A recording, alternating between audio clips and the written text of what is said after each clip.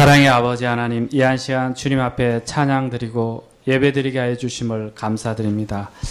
우리가 주님 앞에 찬양할 때 우리의 완악한 마음들이 녹아지게 하시고 굳은 마음들이 정말로 하나님 앞에서 회개할 수 있도록 인도하여 주시옵소서. 아버지 하나님, 특별히 한 시간 주님 앞에 기도하기를 원합니다. 우리가 참으로 어려움이 있거나 공고하거나 또 아버지 하나님이 우리의 기도 제목이 있을 때는 혹 우리가 하나님 앞에 나아가 기도할 때도 있나이다. 그러나 아버지 하나님이 우리가 혹 좀 여유가 있고 또 아버지 하나님의 세상 일들이 뭐 그런 대로 괜찮을 것 같고 우리의 아버지 하나님 앙심이 무디어져서 죄를 죄악으로 여기지 못하고 또 알지 못하고 깨닫지 못할 때 우리가 하나님 앞에 기도하지 않는 것을 고백합니다. 하나님이여 참으로 함께하여 주시옵소서. 우리가 주님 앞에 기도할 수 있게 하여 주시고 결코 우리가 아버지 하나님이여 항시라도 주의 도움이 없이는 살아갈 수 없는 자인 것을 정말로 믿음으로 깨닫게 하시기를 원하고 기도합니다. 아버지 하나님이여 특별히 이 한 시간 정말로 아버지 하나님이여 주님 앞에 우리의 완악함을 위하여서 기도합니다. 하나님이여 우리가 세상의 지식이나 하나님에 대한 지식이 조금 아버지 하나님 있을 때에 그 작은 것들을 붙들고 우리가 얼마나 교만하면서 하나님 앞에 나오지 않는 것을 고백드립니다. 하나님이여 함께하여 주시옵소서. 우리가 모든 것을 하나님 앞에 참으로 받은 것이요 우리의 가진 것들 우리가 결코 자랑할 수 없는 것이고 결코 그것들로 인하여 우리가 교만할 수 없는 것을 알면서도 혹이라도 작은 것 하나도 부여잡으면 그것이 마치 전부인 양 옷줄되며 우리가 하나님 앞에 정말로 나아가지 아니하고 또 세상의 아버지 하나님의 자리에 있을 때가 얼마나 많은지 모릅니다. 하나님이 함께하여 주시옵시고 우리의 완악함과 고집들을 하나님께서 깨우쳐 주시기를 원하고 늘 하나님 앞에 아버지 하나님이여 회개하며 잡아갈 수 있도록 인도하여 주시옵소서. 특별히 아버지 하나님이 한 시간 아버지 하나님이여 저희들이 정말로 북한에 있는 우리 믿음의 형제와 자매들을 위해서 기도하기를 원합니다.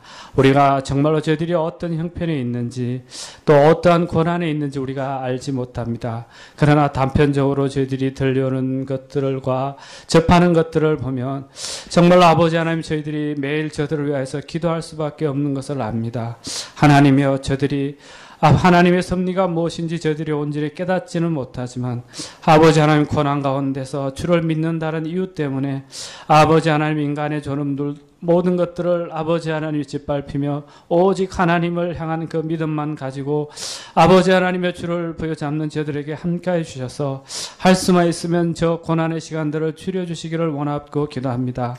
정말로 아버지 하나님의 저들이 어떻게 하나님을 만나고 하나님의 사랑을 깨닫고 고백하는지 정말 저희들이 그 고백을 듣기를 원합니다. 정말로 편안함과 부유함을 충하는 우리들 삶 속에 하나님이 고난 가운데서 지키시고 또 아버지 하나님께서 특별히 아버지 하나님이여 보호하시는 귀한 믿음의 우리 아버지 하나님의 형제자매들을 하나님이여 참으로 지키시고 그 믿음을 통하여서 우리가 새롭게 해주시기를 원하고 기도합니다. 아버지 하나님 이 한 시간 참으로 하나님 앞에 예배드릴 때 온전히 주의 말씀이 전하여지게 하시고 전하는 자에게도 복을 주셔서 아버지 하나님 성령이 함께하여 주셔서 온전히 그 하나님의 말씀이 전하여지게 하시고 듣는 자들에게도 깨달음이 있게 하시고 회개하고 돌이키는 귀한 역사가 일어나게 하여 주시옵소서. 감사드리며 예수님의 이름으로 기도드리옵나이다. 아멘.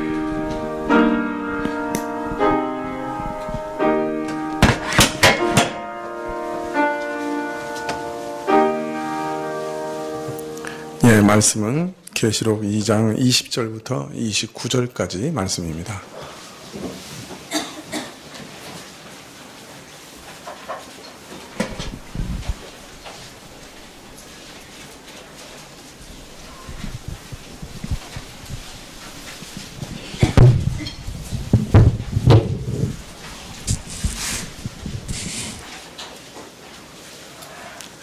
계시록 2장 20절부터 한 절씩 교독하시죠. 네. 그러나 내게 책망할 일이 있노라. 자칭 선지자라 하는 여자 이세벨을 내가 용납함이니 그가 내 종들을 가르쳐 꾀어 행음하게 하고 우상의 재물을 먹게 하는도다.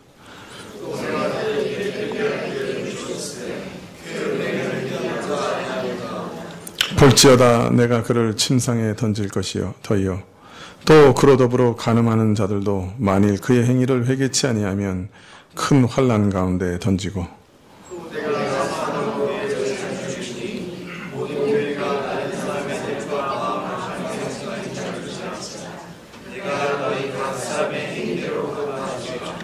두아디라에 남아있어 이 교훈을 받지 아니하고 소위 사단의 깊은 것을 알지 못하는 너희에게 말하노니 다른 짐으로 너희에게 지울 것이 없노라.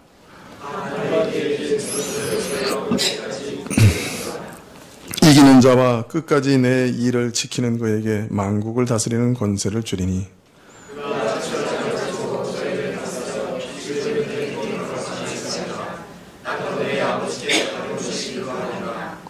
내가 또 그에게 새벽보를 주리라. 귀 있는 자는 성령이 교회들에게 하시는 말씀을 들을지어다. 아멘. 예, 제가 윗다리를 좀 벗겠습니다. 예.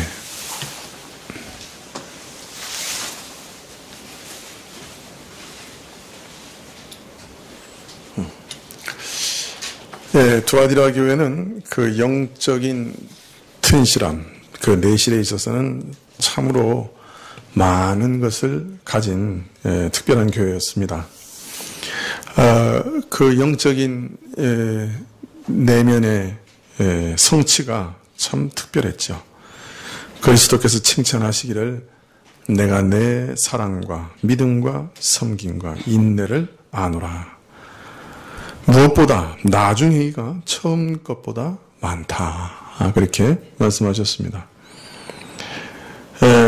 죽어 있어서 아무 열매를 맺지 못하는 무기력한 믿음이 아니라 힘있게 사랑 가운데 역사하는 믿음이요, 사랑으로 풍성하게 결실하는 살아있는 믿음을 가졌고, 그들의 사랑은 또 자기를 위하지 아니하고 다른 사람들을 섬기는 것으로 나타났을 뿐 아니라 섬기기 어려운 사람들도 끝까지 사랑하는 그런 인내를 동반하는 참 성령의 열매를 가득히 가진, 그것을 증명하는 교회였습니다. 무엇보다도 특별한 것은 날마다 이런 믿음과 사랑과 섬김과 인내에 있어서 진보를 나타내고 있었다. 그래서 날마다 성숙하여져가는 삶, 날마다 온전하여가는 삶을 살아가는 참 나무랄 데가 없는 그런 교회였습니다. 근데 이처럼 주께서 보시기에 모든 것이 완벽한, 모든 것을 갖춘 그런 바람직한 모습을 보인 두아디라 교회도 한 가지 아주 치명적인 잘못을 저지르고 있었습니다. 오늘 말씀은 이것을 가리켜 말씀하시기를 자칭 선지자라고 하는 여자 이세벨을 용납한 것이다, 그렇게 밝히고 있는데요. 또 이 여자를 가리켜 내 종들을 꿰어 가르쳐 꿰어 행음하게 하고 우상제물을 먹게 하였다, 그렇게 말하고 있습니다. 자, 그런데 이 여자의 특별한 점을 한번 보십시다. 이 여자들의 특별한 점들이 뭐예요? 내 종들을 가르쳤고 깨었다. 여기서 내 종이라는 말은 누구 종을 말합니까? 그리스도의 종들을 말합니다. 자, 여기서 그리스도의 종이라고 하는 건 누구를 가르치는 걸까요? 보통 교회에서 그리스도의 종 이렇게 얘기할 때는 누구를 보통 가르칩니까? 사도 바울 같은 분이 편지를 쓸 때 뭐라 그럽니까? 자기를 가르쳐 그리스도의 종 사도 바울, 이렇게 바울이 어느 교회에 편지한다, 이렇게 얘기하고 있죠. 그러니까 이 여선지자라고 하는, 그런데 사실은 거짓 선지자죠. 자기가 선지자라고 얘기하지만 거짓 선지자인 이 여자가 특별하게 그 메시지들을 전해가지고 가르쳐서 미혹시킨 사람들이 누구예요? 그리스도의 종이라고 불리는 사람. 그럼 다른 말로 말하면 누구를 미혹시킨 거예요, 이 사람이? 교회의 지도자들을 미혹시킨 거예요. 자, 그러니까 오늘 요한계시록 2장 20절에서 이 이세벨이라고 하는 여인을 우리에게 탁 제시하고 있는데, 그 여자의 특징은 자칭 선지자라, 즉 하나님의 말씀을 받아서 가르치는 사람이라고 얘기하는데, 이 사람이 누구를 가르쳤느냐? 일반 성도들보다 특별히 교회 지도층에 있는 사람들, 교회 지도자들을 가르쳤다는 거예요. 그래서 그들을 꿰어서 어떻게 하게 만들었어요? 행음하게 하고 우상제물을 먹게 한 거예요. 그러니까 이런 교회의 특별한 지위를 가진 사람을 미혹시킨 여선지자예요. 자, 여기 자칭 선지자라고 하는 여자의 이름이 뭐예요? 이세벨입니다. 정말 이 여자 실제 이름이 이세벨이었을까요? 지금 두아디라 교회에서 이런 이제 선지자 노릇을 하는 이 여자분의 이름이 이세벨이었을까요? 아니겠죠. 왜냐하면 여기서 이세벨은 누구를 나타내는 거예요?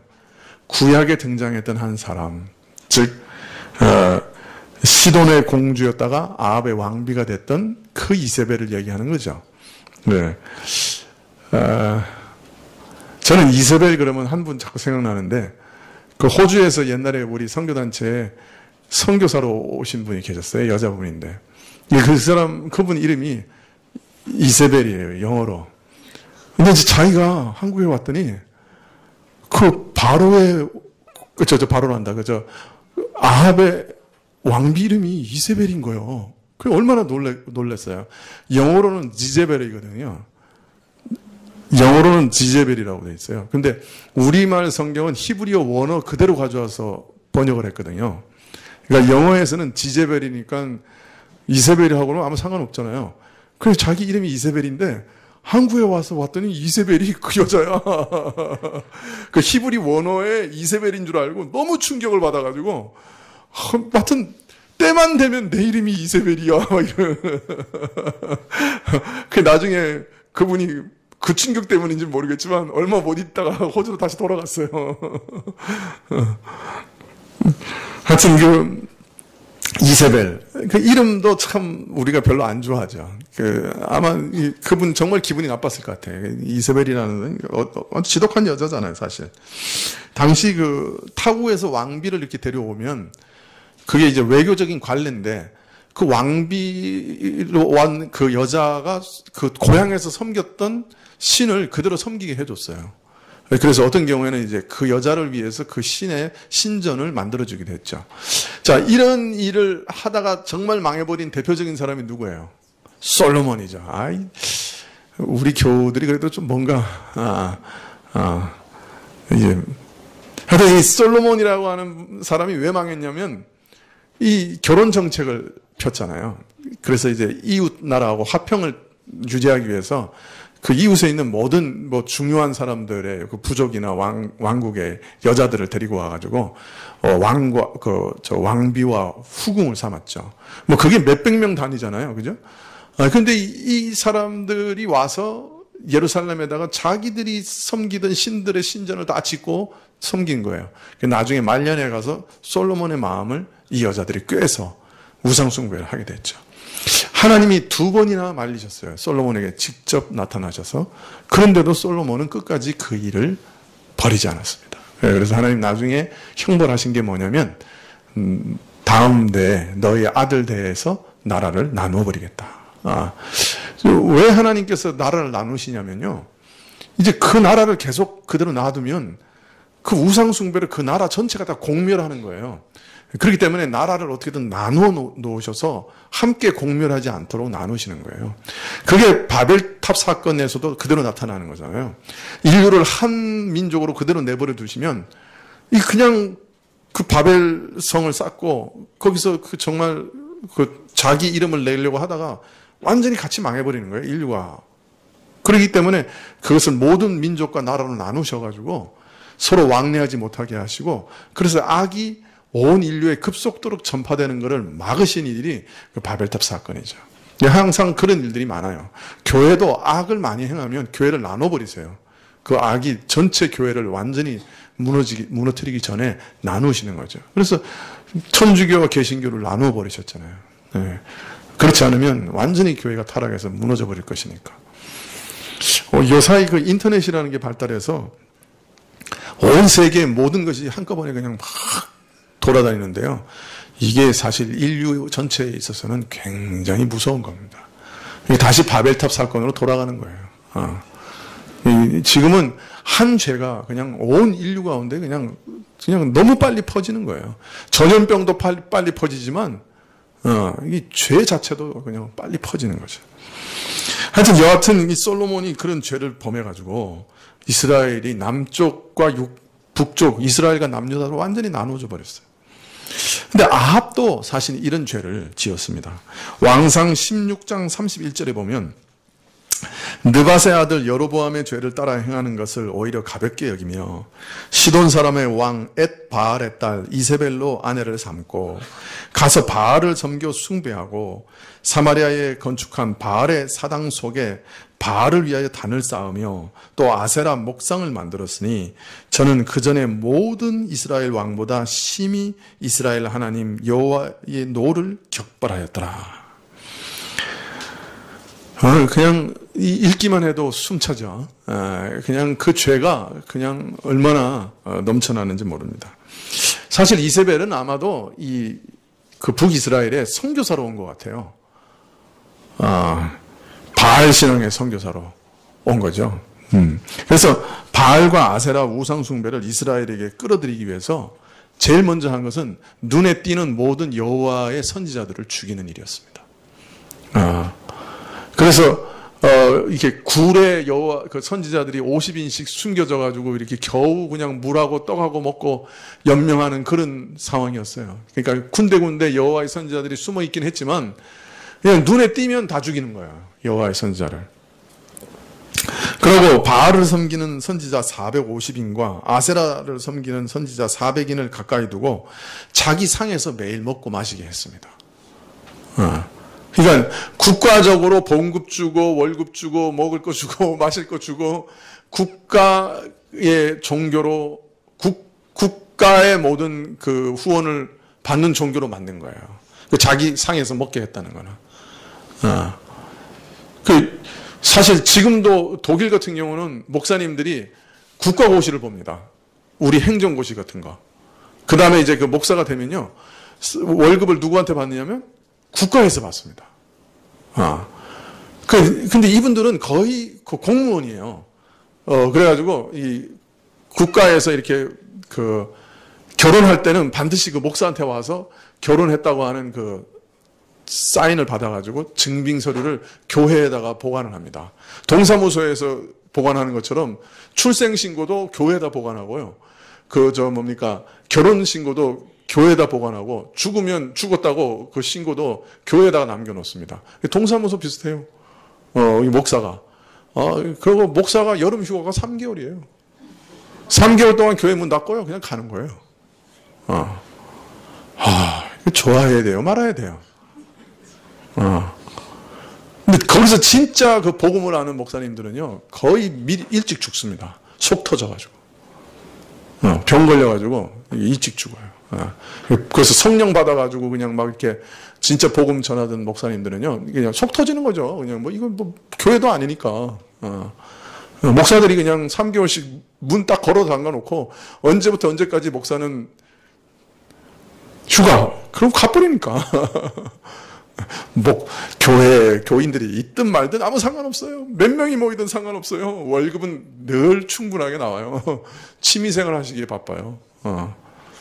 제가 아는 어떤 분은 이 3층 집에 사는데 밑에 지하에는 기관차, 모형 기관차. 그걸 한 층을 다 만들어서 그냥 기관차가 돌아다니게.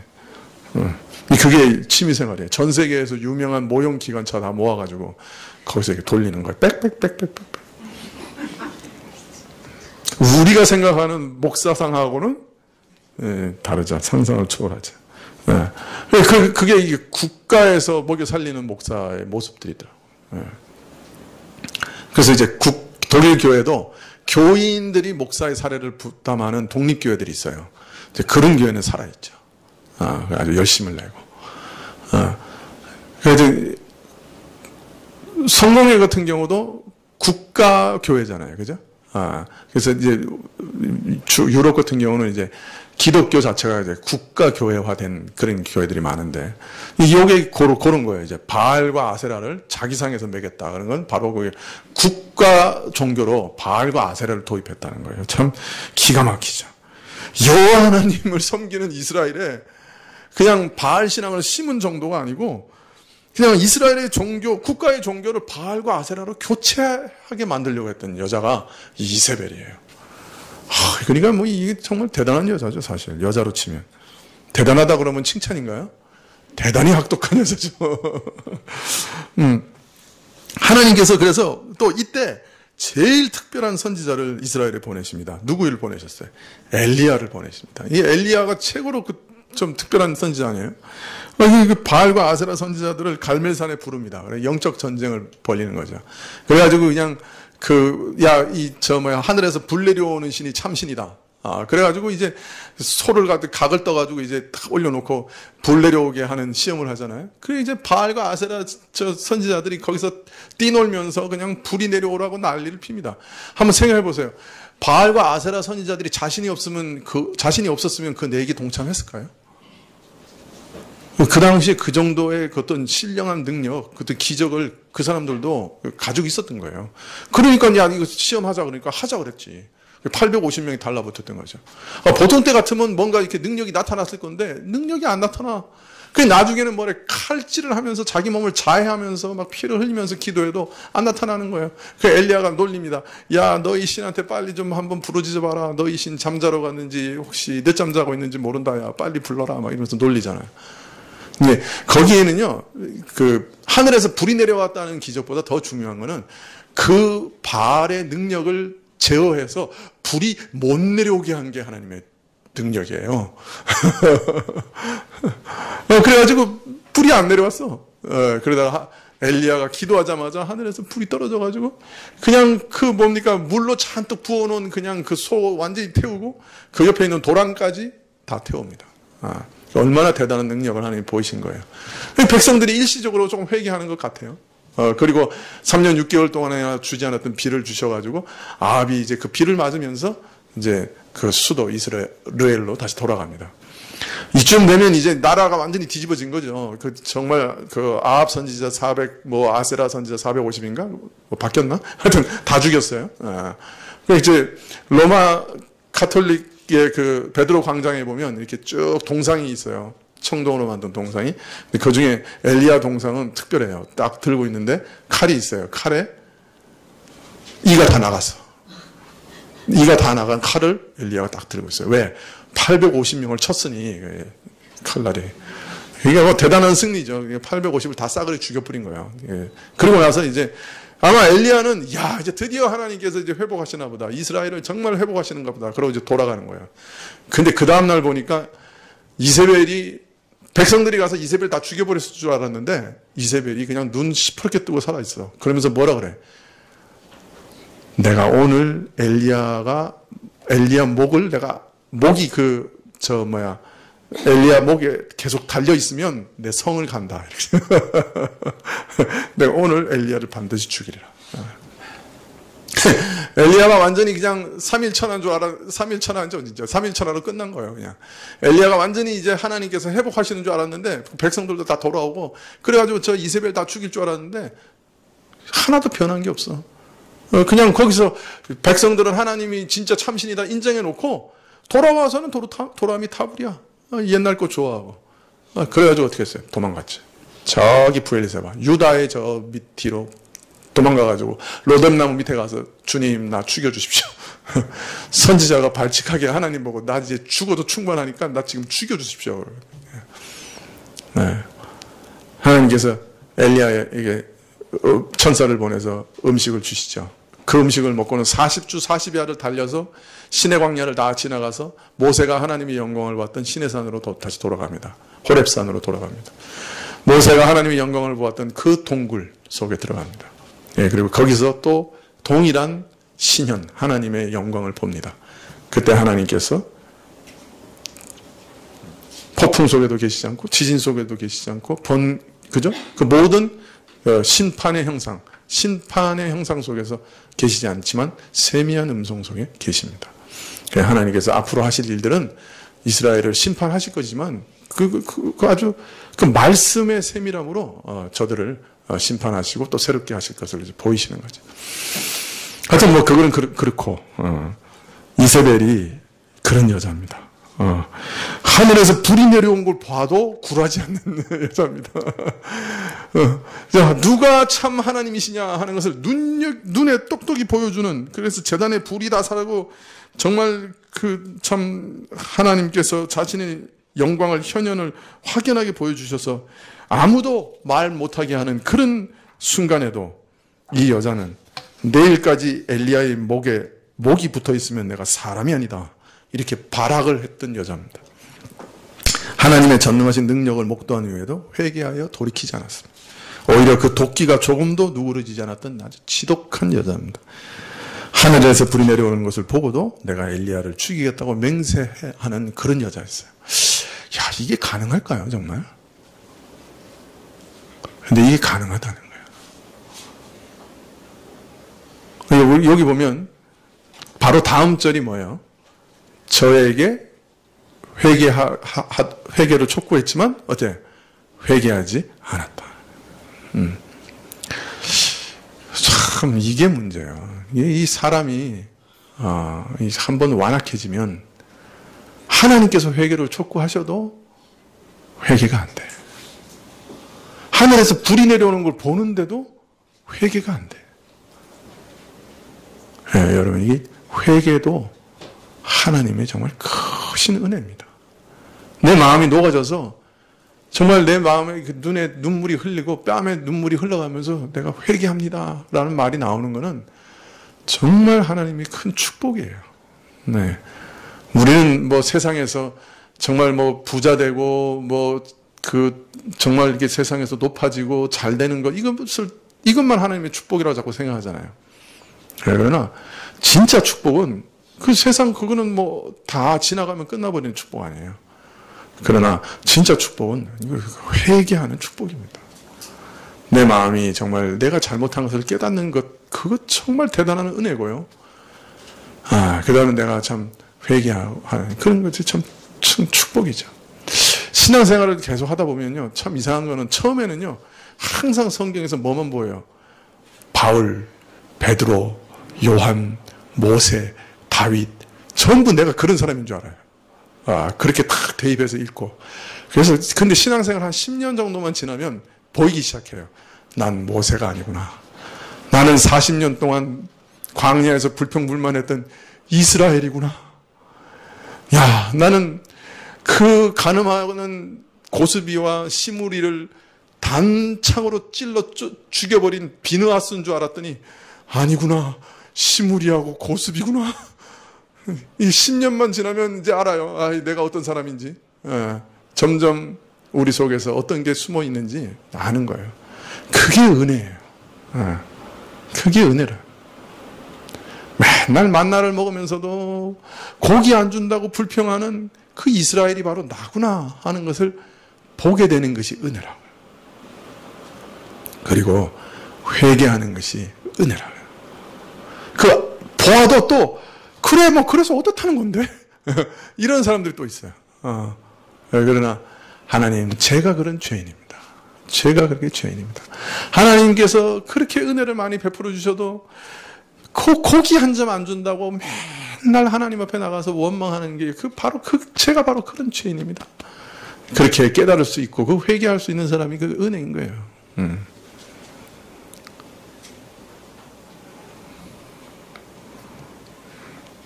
참 하나님이 우리에게 모든 걸 다 주셨는데 그 한두 개 꼭 안 들어주시는 거 있죠. 그 이상해. 딴 건 다 주셔도 그건 안 주셔. 그럼 우리는 속에서 있는 게 다 드러납니다. 고기! 그러면서 하나님 앞에 나가서 원망합니다. 왜 고기 안 주시는 거예요? 근데 그 객관적인 입장에서 보면, 하나님 입장에서 보면, 야, 내가 너한테 모든 걸 다 주지 않았느냐. 건강도 줬고, 부귀도 줬고, 명예도 줬고, 다 다 줬고 만나도 줬는데 고기 하나 안 줬는데 그렇다고 네가 나를 이렇게 원망하냐. 하나님 섭섭하다 그러실 거예요 아마. 근데 우리가 회개가 안 돼. 그 고기를 줘야 만족이 되는 거예요.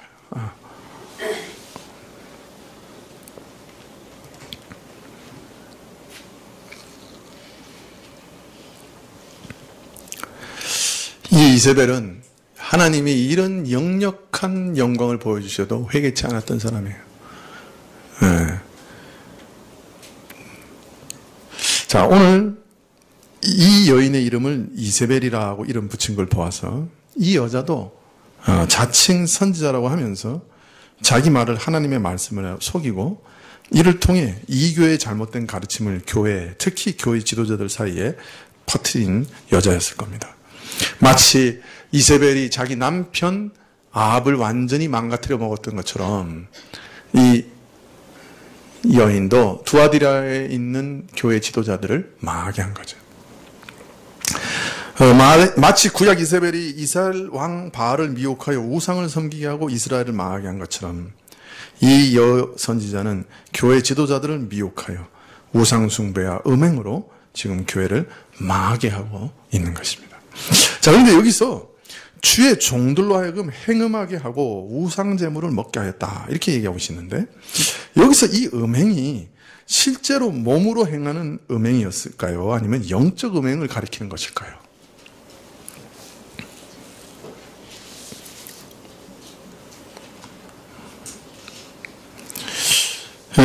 만약 이것이 영적 음행을 가리키는 것이라고 하면 우상 숭배 자체를 가리켜 우리가 보통 음행이라고도 얘기하지 않습니까? 그래서 영적 음행, 즉 이교적인 가르침을 가르쳐서 교회로 하여금 우상 숭배를 하고 우상 제물에 참여하게 했다. 그런 의미가 될 것입니다. 교회에서 우상 숭배를 음행이라고 말씀하시는 부분이 많기 때문에 그렇게 이해할 수도 있습니다. 특별히 22절에 보면 그녀와 더불어 간음하는 자들이라 이렇게 얘기해서 이 여인과 음행하는 자들이 여럿이 있다는 것을 말씀하고 있는데요. 교회 지도자들이 이 여인과 더불어 실제적인 간음을 행하였다기보다는 오히려 잘못된 이교적 교리를 가르쳐 영적 음행을 지도자들이 하게 만들었다라고 이해하는 것이 더 좋을 것 같습니다. 여하튼 이 여인이 이교적인 가르침을 가르친 것은 분명합니다. 그러나 구체적으로 어떤 가르침을 전했는지 그것을 성경에서 확인할 길은 없습니다. 예수님께서 이처럼 구체적으로 여인에게 어떤 가르침을 주시지 않은 것은 여인이 어떤 가르침을 가르쳤는지 성경에 구체적으로 말씀하지 않은 것은 그 안에 분명 이유가 있을 것입니다. 이미 앞에도 말씀드린 것처럼 니골라당에 대해서 말씀하실 때도 그 니골라당의 잘못된 교리를 세세하게 말씀하시지 않고 오히려 우상 종교의 어떤 특정 잘못을 말씀하지 않고 오히려 그냥 니골라당이라고 또는 발람의 교리라고 이렇게 두리뭉실하게 말씀하신 것은 오늘 예수님께서 말씀하시고자 하는 것은 이런 이교적 가르침의 구체적인 내용이 아니라 오히려 구약 인물들을 들어 그 성격을 간접적으로 나타내시고 그래서 어떤 특정한 우상 종교의 잘못을 지적하시는 것이 아니라 그 본질을 지적하기 위해서 그렇게 하신 것이다 라고 이해할 수 있을 것입니다. 하여튼 분명한 것은 이 여자가 선지자를 자처했다는 것이고 아마도 틀림없이 자신의 가르침을 하나님의 말씀으로 위장했을 것이며 주로 그리스도의 종들이라고 불리는 특수한 사람들, 교회 지도자들을 미혹의 대상으로 삼았고 또 특히 24절에 이 여인의 가르침을 가르쳐 사단의 깊은 것이라고 한 만큼 이 가르침이 매우 심오한 모양을 갖춘 것이었다. 심오한 이론을 갖춘 것이었다라고 보여집니다. 이 교회 지도자들이 홀가닥 넘어갈 정도면 얼마나 공교한 이론을 가지고 왔으면 넘어갔겠어요. 또 하나님의 말씀을 전하는 종들을 미혹한 것으로 보아 그 겉으로는 이교적 성격이 두드러져 나타나 보이진 않았고 네, 만약 그랬으면 교회 지도자들을 속이기 힘들었겠죠. 이교적 냄새가 확연하게 드러나지는 않지만 은밀하게 그 독소가 숨겨져 있는 그런 교리를 가르쳤으리라 짐작할 수가 있습니다.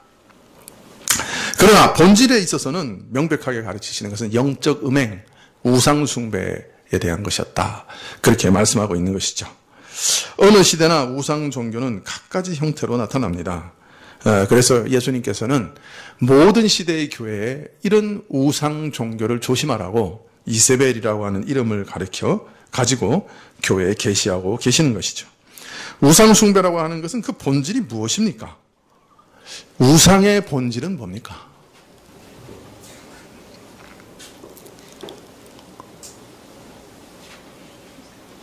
사람들은 참 이상해요. 신도 지가 만들어야 만족이 돼요.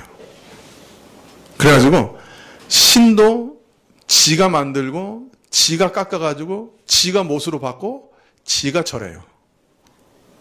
그죠? 그럼 뭘 말하는 겁니까? 우상이라고 하는 게 도대체 뭡니까?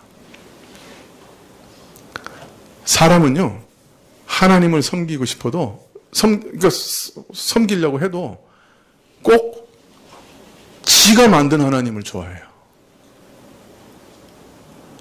성경에서 계시한 하나님 싫어해요.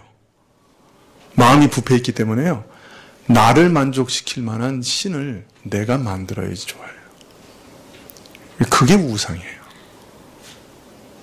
그러니까 사실은 우상 숭배는 가장 근본에 있어서는 누구 숭배예요? 자기 자신을 숭배하는 거예요. 인간은 근본적으로 자기가 하나님이 되고자 하기 때문에 타락한 인간은 신도 지가 만들어야 만족이 되는 거예요. 그러나 신을 안 만들 수는 없어요. 왜요? 온 천지 사방에 하나님이 살아계시다고 하는 증거가 끊임없이 보여지고 있기 때문에 신을 안 만들어 놓을 수는 없어요. 그러나 그 신도 자기가 원하는 신을 자기가 만들어서 자기가 원하는 방식으로 섬겨야 속이 시원한 게 이 타락한 인간의 모습입니다. 그래서 우상 종교의 본질이 뭐냐? 하나님이 친히 살아계신 하나님이 친히 자기를 계시하시는 것, 그것이 아니라 사람이 만들어낸 것, 그것이 우상입니다. 사람이 만들어낸 교훈, 사람이 만들어낸 교리, 사람이 만드는 종교, 그것이 바로 우상입니다. 뭐 새로운 우상, 새로운 종교 만들어졌다 해도 결국은 제 마음대로 하나님을 만들어 지 원하는 대로 섬기는 그런 세상의 관행을 새롭게 하나 더 만들어내는 것에 불과합니다.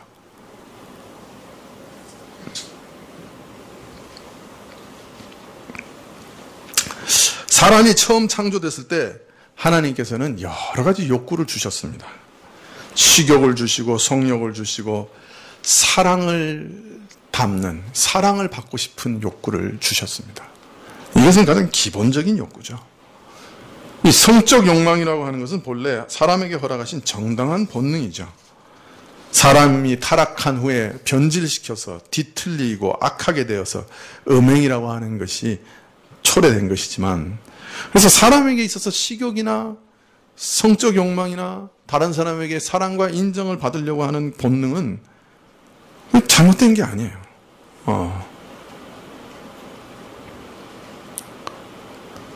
근데 사실 이 욕구, 사랑을 받고자 하는 욕구, 또 이런 모든 그 욕구가 크기가 얼마나 큰 줄 아십니까?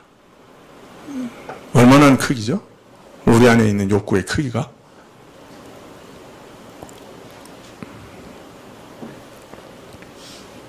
김삿갓이 그랬나요? 100년도 못 사는 사람들이 1000년의 욕구를 갖고 산다. 으하하하. 그랬나요? 그러나 김삿갓이 잘못 봤죠. 우리 욕구는 얼마나 커요?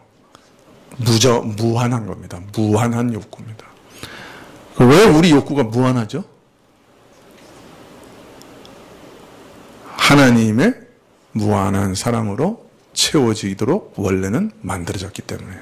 우리 모든 욕구가 그래서 무한합니다. 우리 욕구는 그릇이에요. 하나님의 모든 은혜를 담는 그릇이거든요. 근데 하나님의 은혜가 딱 사라져버리니까 뭐만 남은 거예요? 무한한 욕구만 남은 거죠. 그래서 예레미야서에 뭐라 그래요? 너희가 두 가지 악을 행했는데 하나는 생수의 근원인 나를 버린 것과 또 하나는 너희가 웅덩이를 판 것인데 물을 저축지 못할 터진 웅덩이를 팠다.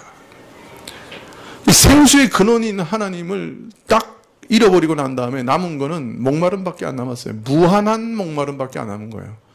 무한한 욕구밖에 안 남은 거예요. 그릇밖에 안 남았어. 뭔가라도 채워야 되잖아. 그래서 생수의 하나님이 없으니까 그 다음 뭐 했어요? 웅덩이를 팠어요. 웅덩이를 팠어요. 거기서 그냥 그 더러운 물이 저축지 못하는 그 시궁창 같은 물을 먹으면서 목마름을 어떻게든 해결하려고 애쓴 거예요. 그런데 그 목마름이 채워지지 않죠.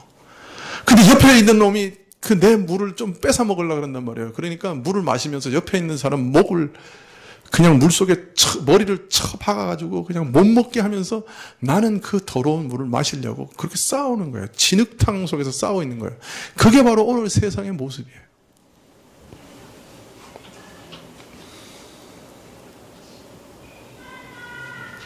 그래서 우리 안에는 아주 무한한 욕구가 있어요.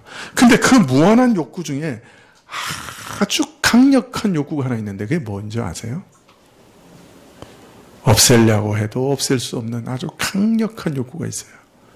그건 뭐냐면 영혼을 사모하는 욕구예요. 전도서에서 얘기하잖아요. 영혼을 사모하는 본능을 주셨다. 우리말에는 영혼을 사모하는 마음이라고 되어 있지만 원래 정확히 번역하면 영혼을 사모하는 본능을 주셨다. 유한한 인간 세상에서 유한한 삶을 살지만 우리 인간 안에는 하나님이 주신 영혼을 사모하는 마음이 있어요. 그것을 철학적으로 얘기하면 무슨 본능? 종교적인 본능이라. 종교적인 본능이 인간에게는 있습니다.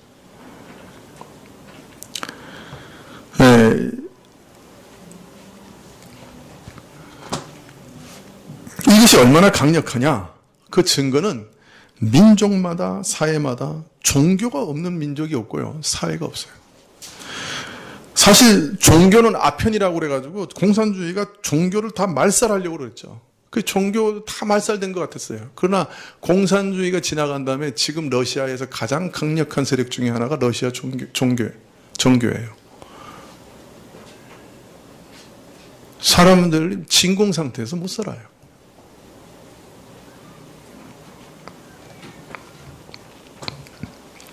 종교적 본능은 사람이 아무리 없애려고 해도 지울 수 없어요.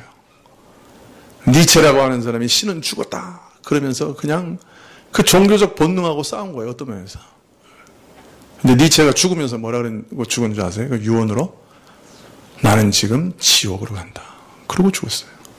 지옥의 두려움을 이길 수가 없었어요.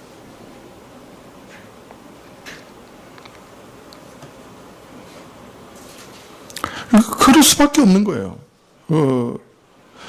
우리가 보이는 것마다 경험하는 것마다 사실 천지 만물이 오늘 지금 비추고 있는 저 태양이 밤낮 없이 하나님에 대해서 증거하고 있는 거예요. 하나님이 우리를 이렇게 만드셨다. 증거하고 있는 거예요. 인간은 한순간도 하나님을 의식하지 않고는 살아갈 수 없게 되어 있는 것이에요. 인간이 너무 깊이 타락하고 부패해서 하나님도 없다라고 무신론을 만들어냈지만 그러나 사실은 무신론이라는 것 자체도 신이라는 개념이 우리에게 없다고 하면 무신론이라는 말도 안 생겼을 거예요. 그럼 그 신이라는 개념은 어디서부터 왔냐 말이에요. 그 우리 안에 있는 본능에서부터 있는 거예요. 신이라고 하는 개념 자체가 그 본능에서부터 온 거라고 그래요. 그래서 무신론자도 사실은 신을 얘기하고 있는 거예요. 신이라고 하는 생각이 없었다고 하면 무신론도 만들어내지 않았을 거예요. 인간은 도저히 하나님을 외면하고는 살 수가 없는 것이죠. 그런데 안타까운 것은 천지 만물이 끊임없이 하나님에 대해서 증거하는 것을 봐도 인간은 그 종교적인 본능에 따라서 쉽게 말하면 종교심을 따라서 하나님에 대해서 파악하려고 하지만 타락한 인간 마음, 구부러진 인간 이성에서는 하나님을 제대로 알 수가 없어요. 그 길이 없어요. 상실한 마음을 따라서 이렇게 저렇게 추측할 따름이에요. 이렇게 대단한 걸 만드시는 거 보니까 능력이 대단하시다. 아, 그러면 하나님은 능력이 대단한 소처럼 생겼나 보다. 그래서 소 만들어서 섬기는 거예요. 네. 엉뚱하게 하나님을 만들어내는 거예요. 이처럼 무지와 오해가 뒤섞여서 뒤죽박죽이 돼서 나타난 결과가 수많은 종교와 철학인 것입니다. 이렇게 보면 우상이라고 하는 것은 결국 세상이 인간의 종교심에 따라 만들어낸 거짓 하나님이요, 자기의 타락한 마음에 맞는 하나님을 자기 스스로 만들어낸 것에 불과합니다. 우상숭배라고 하는 것은 바로 그 거짓 신을 자기 하나님으로 받아들이는 것입니다. 그래서 온 세상에 종교 천지가 됐죠. 여기저기 걸리는 게 전부 다 종교 아닙니까? 예, 이란 사입이 다 합쳐서 넘쳐나는 것이 종교입니다. 요새 동남아에서는 또 뭐 새로운 종교 하나 생겼는데 뭐 수백만씩 몰려가요.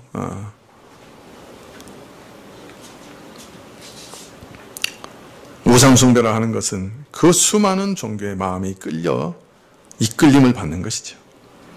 그러나 참 하나님, 온 우주를 창조하신 진정한 참 창조주께서는 오직 이스라엘에게 주신 그 자기 계시를 통해서, 그 성경을 통해서, 궁극적으로는 자신의 아들을 통해서 참되게 알려지시는 겁니다. 여기서 벗어나면 그리스도 밖에서 하나님을 알려고 하는 모든 시도는 인간의 왜곡된 종교심을 따라서 우상숭배로 연결될 뿐입니다. 그 우상숭배를 가르쳐 성경은 좀 오해했다, 사람들이 좀 실수했다, 그렇게 말씀하지 않고 이 우상숭배는 영혼을 더럽히는 가장 지독한 죄라고 우리에게 가르치십니다. 하나님을 배신해서 악한 것을 쫓아가는 영적인 죄라고 말합니다. 그래서 계시록에서는 지금 그것을 바로 음행이라, 영적인 음행이라 이렇게 말씀하고 계시는 겁니다. 그래서 계시록에서 지금 우리에게 이세벨을 통해서 알리고 있는 것은 뭐냐면 이 모든 것, 하나님으로부터 나오지 않는 모든 사람의 교훈, 사람의 종교, 사람의 이러한 우상을 얼마나 지독한 것인가, 얼마나 더러운 것인가, 그걸 이세벨을 통해서 우리에게 알리시고자 하는 거예요. 뭐 구체적인 어떤 그 당시에 우상숭배를 했다, 그걸 알리시는 게 목적이 아니에요. 이 종교심이라고 하는 것은 모든 본능 중에 가장 고상한 본능이죠. 참 식욕이나 그냥 참 성적 욕망이나 이런 거 다 육체적인 차원이죠. 그러나 사랑을 받고자 하는 욕망이나 종교심이나 이것은 다 영적이고 마음의 차원입니다. 참 고상한 것이죠. 근데 그것이 참으로 높은 것인 것만큼 그것이 뒤틀릴 때 더욱 더럽고 혐오스러운 것이 되는 것입니다. 성경이 우상숭배에 대해 말할 때 한결같이 가증한 것이다, 더러운 것이라고 정죄하는 이유가 거기 있는 것이죠. 두아디라 교회에 침투한 이단이 어떤 성격의 이단이었든지 간에 그것은 사람이 만든 교리, 사람이 만든 하나님, 사람이 만든 종교예요. 그것이 교회에 침투해 들어왔던 거예요. 교회는 이것보다 더 무서운 것이 없죠. 자, 그러면 두아디라 교회에 침투한 구체적인 이단이 무엇이냐? 대부분의 주석학자들은 이 두아디라에 많은 수공업 길드가 있었던 것을 생각하고, 이 길드마다 다 수호신이 있죠. 지금도 그렇습니다. 사실 유럽에는 그 뭐라 그러죠? 성자? 그죠? 그래가지고 구두 만드는 사람들은 그 성자 누구누구 이렇게 섬기고요. 그죠? 이게 아주 수천 년 된 뼈 이렇게 깊이 있는 거예요. 그걸 정말 예수님으로 다 통일시켜놨더니 그걸 만족을 못하는 거예요. 그래서 또 성자를 만들어낸 거 아니에요. 참 우스운 얘기죠. 그 당시에도, 초대교회 당시에도 모든 길드에 각 수호신들이 다 있는 거죠. 구두 만드는 제화공은 무슨 신을 섬기고, 유기장은 뭘 섬기고, 그죠? 직조공은 뭘 섬기고, 다 있었던 거예요. 자, 그런데 문제는 그 길드의 축제에 참여하면 어떻게 되는 거예요? 그 우상 숭배하는 데 참여하게 되는 거죠. 우상을 섬긴 모든 재물을 나눠 먹고, 또 심지어는 그 우상을 섬기는 여사제들과 음행을 행하고 이런 것들이 그 축제의 한 모습이었습니다. 자, 신자들이 이 길드 축제에 참여하면 어떻게 돼요? 우상 숭배에 빠지고 우상 제물에 참여해야 되고 심지어 더 나아가 우상을 숭배하는 여사제들과 음행하는 일이 동반되고 만일 그렇다고 해서 난 신자니까 이 길드 축제에 참여하지 않겠다. 그러면 믿음 때문에 경제적으로 사형 선고를 받게 됩니다. 더 이상 살 길이 없어지죠. 자, 이런 딜레마의 가운데 이세벨이 나타나서 이런 어려움을 모면해주는 교묘한 이론을 제공해 준 게 아니냐. 우상숭배 하더라도 가서 재물만 먹는 거는 아무 문제 없다. 그거 다 하나님이 주신 선한 식물 아니냐. 그 가서 재물 먹는 게 뭐가 문제냐. 아마 어떤 그런 비슷한 교묘한 이론을 제공해 주었죠. 교회 지도자들도 그래 맞아 라고 수긍할 만한 그런 공교한 이론을 제공해 준 거죠. 그러나 하여튼 지금 이러한 그 많은 주석학자들의 설명이 맞는지 틀리는지 오늘 우리가 가지고 있는 성경 자체의 증거로는 확인할 길이 없습니다. 자, 그러나 이런 주석학자들의 이론은 당시 다신교 사회에서 기독교인들이 처해 있던 상황을 잘 설명해 주기는 합니다. 로마 자체의 이익에 반하지 않은 한 원칙적으로 각 민족이나 개인이 신을 선택해서 섬기는 일을 간섭하지 않았습니다. 로마 황제를 섬기라고 하는 것도 1년에 한 번 가서 내가 로마 시민으로서 의무를 다한다는 의미로 로마 황제에게 경배하고 향을 사르고 증명서를 1년에 한 번 떼가지고 오면 되는 거였어요. 그리고 그 다음에는 자기가 원하는 신, 아무 신이라도 뭐든지 좋다. 관용화했죠. 로마의 만신전이라고 하는 것도 다 만들어서 섬기지 않았습니까? 그것이 로마의 정책이었습니다. 그것을 보통 종교 관용 정책이라고 하고 그런 사회를 다신교 사회라고 얘기하죠. 이런 상황을 잘 보여주는 것이 이게 전승이기 때문에 정확한지 안 한지는 모르지만 총독 본디오 빌라도로부터 예수님의 처형과 부활에 대한 보고를 받고서 로마 황제 티베리우스가 그러면 그 예수를 아예 우리 로마 신전의 신으로 모시자고 원로원에 제안했다는 거예요. 그 수많은 신 중에 하나 그 신 더해봤자 그거 아무것도 아니잖아요. 당시 종교적 관용주의를 엿보게 하는 그런 일화입니다만은 그것이 정확한지 터툴리안이라고 하는 사람이 써놨기 때문에 그렇지만 하여튼 그게 진짜 있었던 일인지 아닌지는 알 수 없습니다. 자, 그런데 이런 사람들 속에서 성경 역사를 통해 자기를 계시하신 하나님, 무엇보다도 그 아들 예수 그리스도 안에서 자기를 계시하신 그 하나님 외에는 모두가 우상이요, 모두가 거짓신이라고 부정하는 이 기독교는 이 다신교 사회에서, 이 복수 종교의 사회에서는 마치 이단화처럼 보일 수밖에 없지요. 아마 사회적으로도 이건 완전히 시한폭탄과 같았을 거예요. 언제 터질지 모르는 거예요. 여러분, 종교라고 하는 것이 얼마나 사람들에게 중요하고 소중하고, 사람들이 종교 때문에 목숨을 걸잖아요. 지금도 IS인가 이런 사람들은 죽으면 천국에 가서 72명의 초록색 비단 옷을 입은 생처녀를 받는다고 믿어가지고 그냥 자폭하러 그냥 들어가잖아요. 그 비디오를 보니까요, 그냥 자폭하는데 그냥 한 대만 자폭하는 게 아니에요. 자폭하면 또 그 다음 차가 와서 또 자폭하고 또 자폭하고, 이 군대가 견딜 수가 없어요.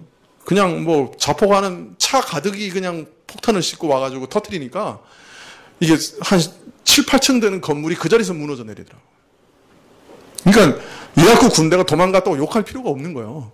그런 트럭이 그냥 하루에 20대씩 와서 자폭하면 어느 군대가 견디겠어. 근데 지금 IS가 지금 그러고 있는 거예요. 종교라고 하는 게 목숨을 거는 거예요. 자, 그래서 따라서 내가 믿는 이 하나님만이 참 하나님이고 너희가 섬기는 신들은 다 거짓말이다 이렇게 선언해버리면 이 복음이 가져올 파장은 참 어마어마한 것이죠. 그래서 로마 황제들로부터는 국가 반란자들로 정죄되었고 수없이 처형됐잖아요. 복음이 전해지는 곳마다 토착 종교들, 또 특히 다른 종교들과 수없이 참 어려움을 겪고 그들로부터 폭행을 당하고 심지어 한 뿌리에서 난 유대인으로부터도 극심한 핍박을 받았잖아요. 복수 종교 사회에서 유일신의 복음을 전한다는 것, 참 하나님은 한 분밖에 계시지 않는다고 하는 이런 복음을 전한다고 하는 것은 정말 위험천만한 일이죠. 어떻게 보면 참 염치 없는 일이죠. 참 자기 종교가 소중하면 남의 종교도 존중하는 게 도리가 아닙니까? 그런 점잖은 물음에 어떻게 대답할 거예요? 참 곤혹스러울 때가 많죠. 참 하나님은 천지 만물을 지으신 참 하나님 한 분뿐이시요 그 아들 예수 그리스도만이 우리에게 유일한 구원의 길이라 하는 확신이 정말 생명만큼 없으면 말하기가 어려운 거죠. 모든 사람이 다 관용하고 있는데 당신이 믿는 신은 아니다. 내가 믿는 신만 유일한 신이다. 그럼 말하는 게 얼마나 어렵겠어요. 염치 없다고 그렇게 생각하지 않겠어요. 각가지 길드에서 수많은 수호신을 섬기는 그런 문화적 환경 가운데서 두아디라 교인들이 오직 우리가 섬기는 이 하나님만이 참 하나님이라고 말하는 것은 난감하고 어려웠을 겁니다. 상황인 만큼 저들에게도 어떤 여지를 줘야 되지 않느냐.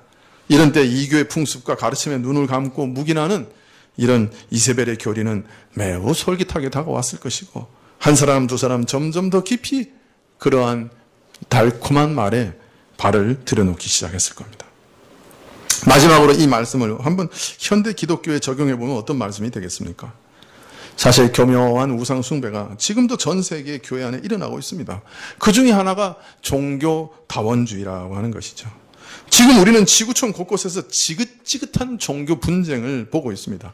한도 끝도 없는 종교 간의 살벌하고 잔인한 싸움을 보다가 이제는 지쳐서 웬만하면 관용하자.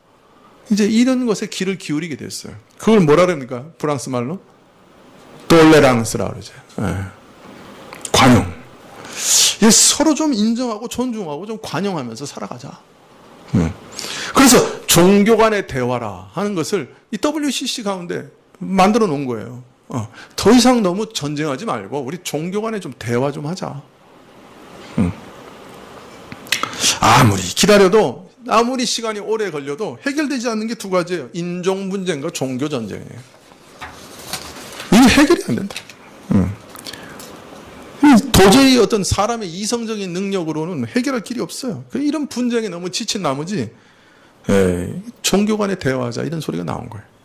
그래서 현재 천주교는 동양의 여러 종교들과 갈등을 겪는 걸 포기했어요. 그래서 조상신에게 제사하는 제사를 허락합니다. 그게 동양 문화와 관습이니까 그건 해도 좋다는 거예요. 제사는 동양의 문화라. 그래서 동양에서 전도하려면 동양의 문화를 존중해야 된다. 이렇게 가르칩니다. 그러나 이것은 동양의 많은 종교와 이제 싸우지 말자. 그 말이에요. 죽은 사람에게 절하는 것은 사실 귀신에게 절하는 것임을 일부러 잊어버린 거예요. 일부러 잊어버린 거예요. 죽은 조상이 후손들의 생사화복을 주관한다고 하는 그런 토속신앙을 인정하고 들어가는 것이에요. 일부분. 그 밑바닥에는 더 이상 종교 간에 전쟁하고 싶지 않다는 거예요. 그래서 신부가 절에 가서 설교하고 중이 로마 가톨릭 교회에 가서 설법을 합니다. 수녀와 비구니들이 합창을 해요. 비구니는 찬불가, 수녀는 찬송가. 근데 그게 어떻게 교묘하게 합쳐져서 같이 불러? 기가 막혀. 그리고 이제는 다른 종교에도 구원이 있다고 가르칩니다. 산의 정상에 이르는 길이 여러 개 있듯이 구원에 이르는 여러 종교가 있는데 기독교는 지름길이래. 여러분, 그러나 이것들은 교회가 이세벨을 용납하는 것입니다. 다른 종교와 싸우기 싫어서 거짓말하는 거예요. 성경에는 뭐라고 얘기하십니까? 구원 얻는 이름, 예수 그리스도 외에 구원 얻는 이름을 주신 적이 없다 그랬어요. 그 말씀을 일부러 잊어버리고 있는 거예요.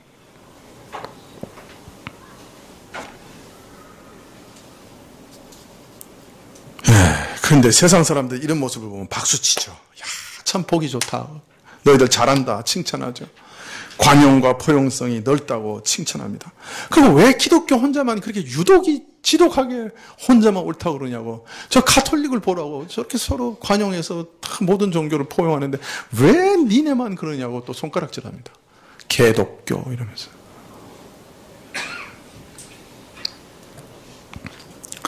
그래서 요새 개신교 내에서도 점점 야 우리만 이렇게 다른 종교하고 끝없이 전쟁을 벌일 필요 있냐? 야 뭐 우리 개신교 뭐 카톨릭하고 그렇게 크게 다르냐? 아니 카톨릭하고 전쟁하지 말고 좀 사이좋게 지내면 안 되냐? 이런 얘기들이 자꾸 나옵니다.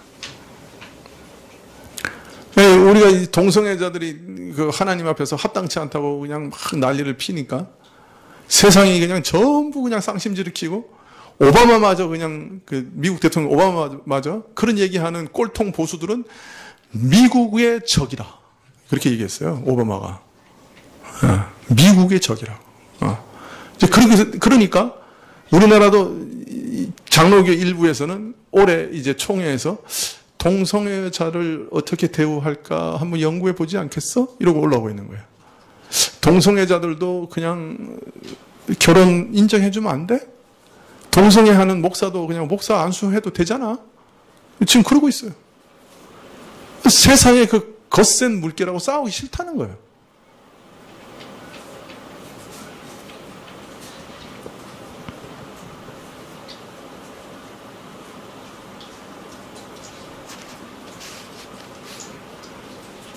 우리는 싸워야 됩니까? 싸워야 됩니까? 네, 싸워야 됩니다. 구원의 복음은 죄와 사망과 마귀와 전쟁하는 복음입니다. 교회가 복음을 전하는 이런 세력들과의 충돌과 싸움은 당연하고 결코 피할 수 없습니다. 우리가 피하고 싶어도 피할 길이 없어요. 우리가 싸우는 싸움은 창과 칼을 가지고 혈육과 더불어 혈기를 내며 벌이는 피비린내 나는 전쟁이 아닙니다. 피비린내 나는 전쟁은 우리를 핍박하는 저들이 교회를 향해서 벌리는 전쟁이에요. 우리 신자가 벌리는 전쟁은 아닙니다. 교회가 벌리는 전쟁은 신령한 전쟁입니다. 창과 칼 대신에 오직 하나님의 말씀으로 우리의 힘으로가 아니라 말씀과 성령의 능력으로 싸우는 전쟁입니다. 무엇보다 저들은 우리를 죽이려고 벌리는 전쟁이지만 우리는 바로 저들도 살리고자 하는 전쟁입니다. 필요하면 우리 자신의 피를 흘리면서도 저들을 섬기고자 하는 사랑의 전쟁입니다. 이 신령한 전쟁에서 교회는 한 걸음도 양보하거나 물러설 수 없습니다. 앞으로 이런 어려움, 종교다운주의의 어려움, 세속의 모든 세속 정부마저 교회를 핍박하는 이런 어려움이 더욱 심해질 것으로 보입니다. 그러나 초대교회가 이런 어려움을 참으로 이겨냈습니다. 세상의 핍박을 이겨냈고 세속주의, 세상의 모든 우상과 종교와 타협하려고 하는 이런 이단을 이겨냈습니다. 초대교회는 우리보다 더 불리한 환경이었습니다. 다신교 사회에서 참으로 불리한 환경이었습니다. 그러나 저들은 이겨냈습니다. 이단과 세상과 타협하려는 세속주의와 세상의 폭력 앞에서 초대교회는 끝내 승리했습니다. 우리는 어떻게 할까요? 현재 돌아가는 상황이 참 녹록하지 않기 때문에 다시금 이 문제를 말씀드렸습니다. 기도하시겠습니다.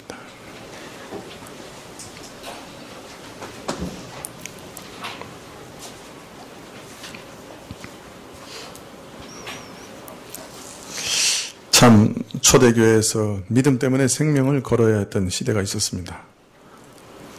우리가 사는 시대에 또 이러한 어려움이 생기지 않기를 오직 바랄 뿐입니다. 그러나 언제 참 믿음 가진 자들이 믿음 때문에 생명을 걸지 않고 살 수 있었던 때가 있었겠습니까? 오늘날 평안하게 보이는 이 땅 가운데서도 사실 참 믿음을 지키며 살아가기 위해서는 참으로 이러한 영적 전쟁 가운데 살아가기 위해서는 우리의 생명을 걸지 않으면 살 수 없는 그런 시대가 지금인 것도 사실입니다. 주여 우리를 불쌍히 여기사 참으로 하나님의 권능을 우리에게 허락하시고 참 수없이 많은 세상의 이단과 우상숭배 수없는 인간 종교 가운데서 우리를 구원하시고 참 우리가 믿는 이 기독교가 이 말씀이 참 살아계신 하나님, 진정으로 온 우주를 다스리시는 분, 우주를 다스리되 참 계획을 가지시고 다스리시는 섭리의 하나님이, 우리가 믿는 이 하나님이 참 신인 것을 온전히 믿게 하여 주옵소서. 구약에 이미 자신의 계획을 다 예언으로 알리시고 또 그 예언을 다 낱낱이 이루어내신 우주의 주인이시요 역사의 주인이신 하나님이 바로 우리가 믿는 하나님이신 것을 굳게 믿고 참으로 이 어려운 때에 저희 믿음을 지킬 수 있도록 주께서 허락하여 주시기를 간절히 기도드립니다. 우리 교우들 한 사람 한 사람, 또 우리 자녀들 한 사람 한 사람이 이 계시의 종교, 전 주님이 주시는 값없이 허락하시는 그 믿음을 굳게 붙잡고 마지막까지 승리의 전쟁을 수행하는 자들이 다 되게 하시기를 구하올 때 예수님의 이름으로 기도합니다. 아멘.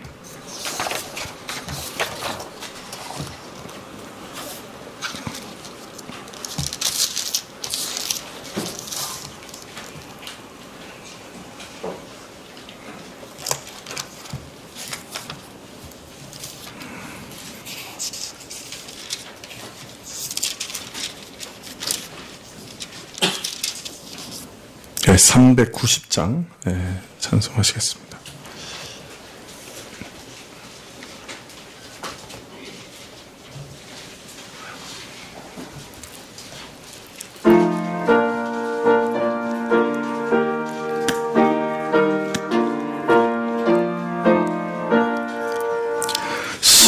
십자가 군병 들어 주 위에 일어나 기들고 앞서 나가 굳세게 싸워라. 주께서 승전하고 영광을 얻도록 그 군대 거느리사 늘 이김 주시네.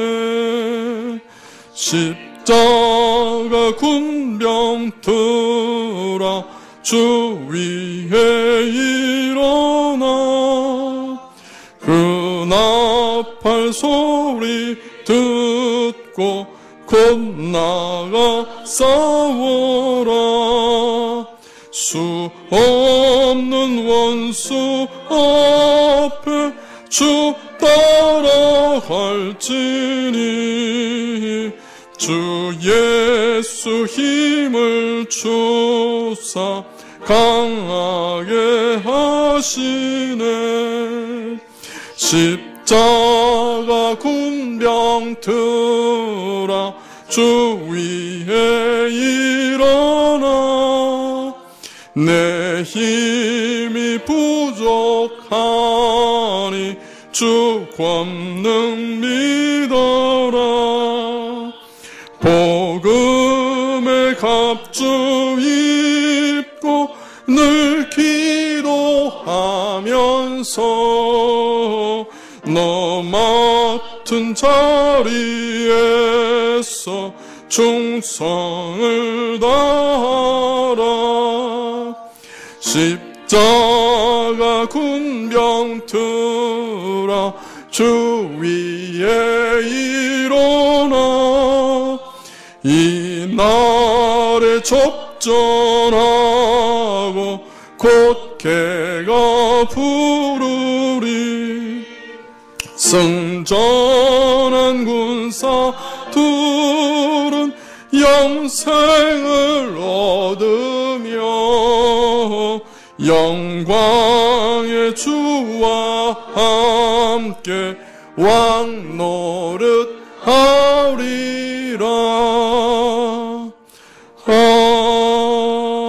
아멘. 예, 주님 가르치신 기도로 예배를 마치겠습니다. 하늘에 계신 우리 아버지시여, 이름이 거룩히 여김을 받으시오며 나라의 임하옵시며 뜻이 하늘에서 이룬 것 같이 땅에서도 이루어지이다. 오늘날 우리에게 일용할 양식을 주옵시고 우리가 우리에게 죄 지은 자를 사하여 준 것 같이 우리 죄를 사하여 주옵시고 우리를 시험에 들게 하지 마옵시고 다만 악에서 구하옵소서. 대개 나라와 권세와 영광이 아버지께